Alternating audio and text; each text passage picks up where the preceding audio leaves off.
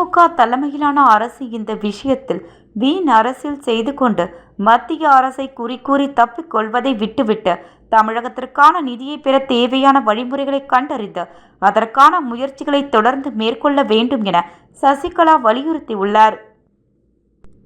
இது தொடர்பாக அவர் வெளியிட்டுள்ள பதிவில், பேரறிஞர் அண்ணா, புரட்சித் தலைவர் மற்றும் புரட்சித் தலைவி அம்மா ஆகியோரது ஆட்சி காலங்களில் மும்மொழி கொள்கையை தமிழ்நாட்டில் அனுமதிக்கவில்லை. இதை இன்றைக்கும் அனைவரும் உறுதியுடன் கடைபிடித்துக் கொண்டிருக்கிறோம்.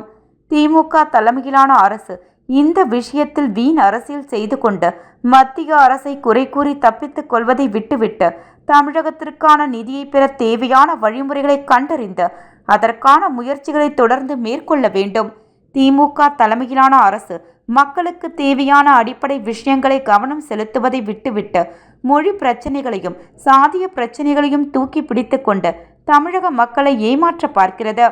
இன்றைக்கு தமிழகத்தில் எங்கு பார்த்தாலும் கொலை, கொள்ளை, போதைப் பொருட்கள் விற்பனை, பெண்களுக்கு பாதுகாப்பற்ற சூழல் என சாமானிய மக்கள் வாழ தகுதியற்ற மாநிலமாக தமிழகம் மாறிவிட்டது. இதை பற்றியெல்லாம் எந்தவித கவலையும் படாமல் திமுக தலைமையிலான அரசு அடுத்த தேர்தலுக்கு ஆயத்தமாகி வருகிறது.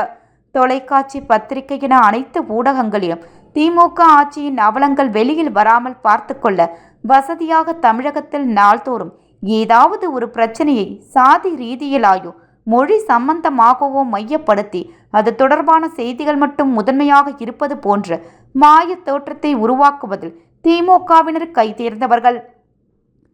ஆனால் இதன் மூலம் ஏழை எளிய சாமானிய மக்களுக்கு எந்தவித பயனும் ஏற்பட போவதில்லை.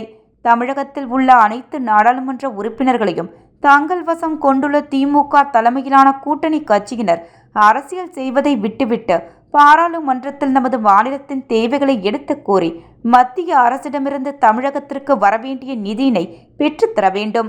தமிழக மாணவ செல்வங்களின் எதிர்காலத்தை கருத்தில் கொண்டு தமிழ்நாட்டிற்கு தேவையான கல்வி நிதியை உடனே விடுவிக்க வேண்டுமென மத்திய அரசை கேட்டுக்கொள்கிறேன் என குறிப்பிட்டுள்ளார்.